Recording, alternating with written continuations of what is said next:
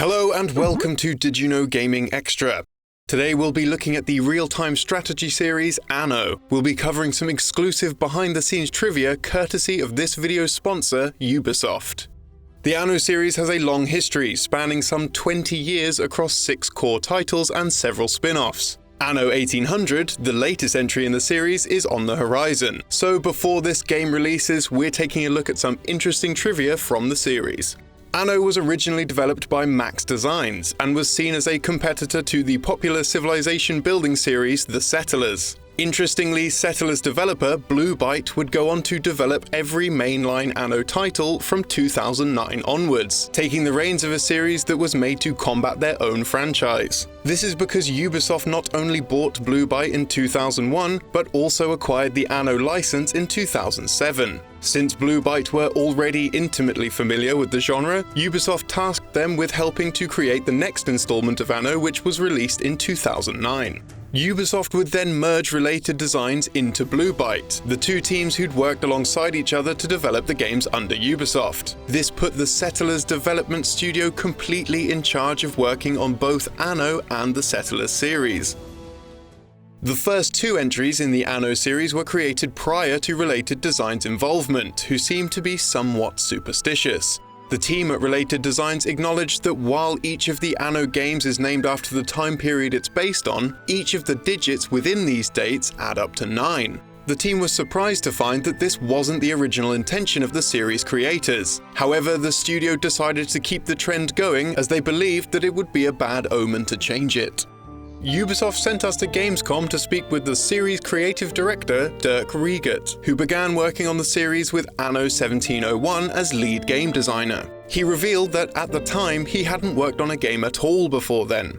"I was just arriving in the games world, so I'd never done a game before, and back in those times it was like, well, have you done this before? No. Do you think you can do it? Sure. Well, great, you got the job. You are the lead designer." To make sure their product was close to the design of the first 2 entries, Dirk requested all documentation relating to the original games. He waited weeks before realizing that they already had everything after he was given copies of the games and was told to simply play them. The original team was of a relatively small size and made up of only those who could program. Because of this, many of the original game's mechanics were simply programmed, shown to the rest of the team, and committed to the release without any notes or documentation to divulge how they were. To try and make this 3rd entry as close to the original games as possible, the team reverse engineered the initial 2 titles. Proud of their work, the team had the original developers come in to see how closely they had recreated their code, to which they learnt they'd implemented designs entirely differently.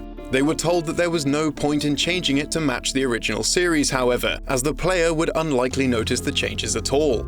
The Anno series is littered with Easter eggs. The credits sequence of Anno 1404 features various characters found within the game, speaking on their experience within the game as though they were performing like actors, making statements like, "The player clicks, the light goes on, my picture appears, and it's all or nothing." After the credits end, a video is played from inside the development studio, introducing everybody who'd worked on the game alongside their role. In Anno 2070, the Atlas ship is possibly named in reference to the ancient Greek titan of the same name. The name is fitting as the ship holds aircraft, while the ancient Greek titan was condemned to hold up the sky for eternity. The game contains other references in its achievements. If the player names their city Neo-Tokyo, they will receive the achievement Canada! This is in reference to the lead character of the film Akira, as well as the name of the city Akira is based in. Naming the player's submarines Holy Diver will give them the achievement Ride the Tiger, a line from Dio's hit 80s song of the same name. Similarly, naming one of the submarines Yellow will unlock the achievement La la la la la la la la la la. I can only apologize for that. An onomatopoeic spelling of the chorus of the popular Beatles track Yellow Submarine. By spending 10 minutes with the camera view underwater, the player will unlock the achievement Can Hold His Breath for 10 minutes. This is in reference to Monkey Island, specifically Guybrush Threepwood's ability to hold his breath underwater for 10 minutes. The time period of Anno 1800 was actually discussed during the development of Anno 1404, but the team didn't feel as though they would be able to do the period justice at the time. After 1404, the team took to the future, creating a game in the period of 2070. This lended them the confidence that they would be able to make a game set in the 1800s properly, and thus the latest game was born. If you're interested in learning more about Anno 1800, check out the links in the description below. The game will be released in February 2019, so be sure to check it out. I played it at Gamescom and I thought it was really good. I had a really good time. So if my opinion matters to you, which it probably doesn't, check it out.